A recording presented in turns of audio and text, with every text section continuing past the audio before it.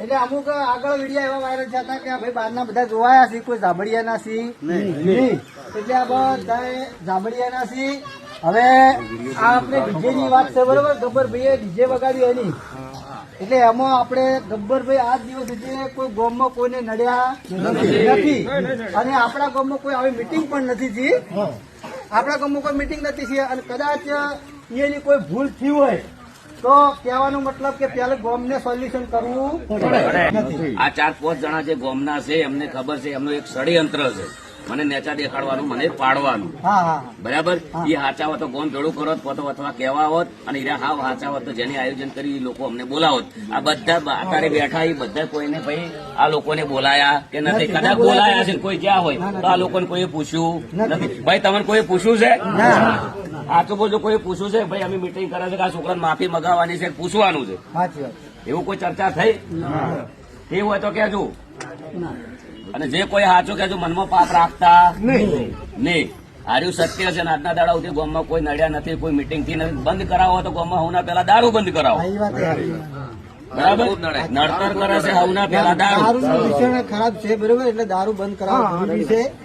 હવે ગોમને મારે એવું કેવું છે કે પેલા તો ગોમની આબરૂ આ લોકોને ઉછાળી છે, બરાબર. પછી મારી હવના પેલું ગોમ એટલે તમે બધા આવી ગયા, બરાબર.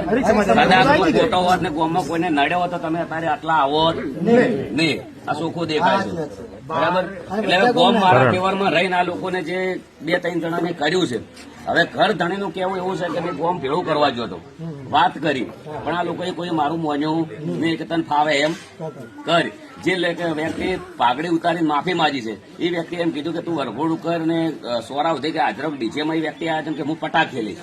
હવે એ વ્યક્તિને મારા ઘેર 15 વર્ષથી કોઈ દાડો ચા પાયો નથી, બરાબર. કદાચ માફી માંગે તો અમારા વડીલ લોકો તો અમે માગીએ, ભૂલ કરીએ, બરાબર. આ સત્ય છે. તો આ એક નેચું દેખાડાની વાત છે ને એક હારેલો સરપંચ છે અમારા ગામમાં.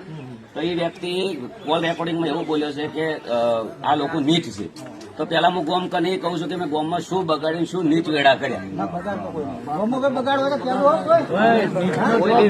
ચલો મારી વાત છોડો. મારા ઘરે મારા કુટુંબ કે મારા બાપ દાદાએ ગોમમાં કોઈ વસ્તુ બગાડ કર્યો હોય તો તમે મને કહી શકો, બરાબર. ગોમ રાજા છે, ગોમ કરાઈ. હા, એક વાત છે, હવના પેલા હું ગુનેગાર હોય તો ગોમ આવત, ગોમના કેવું હું ના મોન્યો હોય અને ગોમને કહી દીધું ભાઈ કે તમારે જે કરવું એ કરો, તો તમે બહારના બોલાવી શકો. અથવા બહારના બોલાવા છતાં આ લોકોને મીટિંગ કરી, એ અમારું ક્ષેત્ર હતું, અમારા કુટુંબ એટલે અમારું, બરાબર. તો એ જગ્યાએ અમને મીટિંગ કરી, બરાબર. કદાચ મારા અંદર પાપ હોત તો હું જતો રહ્યો હોત બાદ, બરાબર. અને તો હું મીટિંગ બી ના કરવા, મંડપ શું કેમ વધવા દઉં, બરાબર. અને કદાચ મારા 1.5 લાખનો પ્રોગ્રામ હતો પણ હું રીચે કરીને 1 થી મોડે 3 વાગ્યા સુધી રાહ, તો આ લોકોને કોઈ અમને બોલાયા નથી, બરાબર.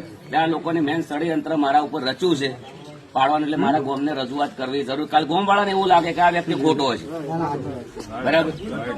હા, અને અમારા કણ હતું આજે આ મેન પ્રશ્ન અહીંયાનો એક જ મારા દિલની વાત છે કે આ લોકોને ખટાણું નથી, બરાબર.